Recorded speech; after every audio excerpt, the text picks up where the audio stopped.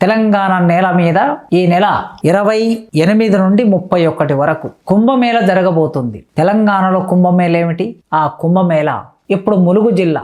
ఆ ములుగు జిల్లాలో మేడారం జాతర అంటారు దీన్ని. మేడారంలో గద్దెల మీద కూర్చున్న సమ్మక్క, సారక్క, జంపన్న, గోవిందరాజు, పగడిద్దరాజు వీరందరూ అక్కడ గద్దెలను ఎక్కుతారు. సమ్మక్క సారక్క జాతర అంటారు. మేడారం సమ్మక్క సారక్క జాతర. కేవలం వీళ్ళు అలౌకిక భావనతో, అమూర్త భావనతో ఉన్న దేవుళ్ళు మాత్రమే కాదు, వీళ్ళు లౌకిక మనుషులు కూడా.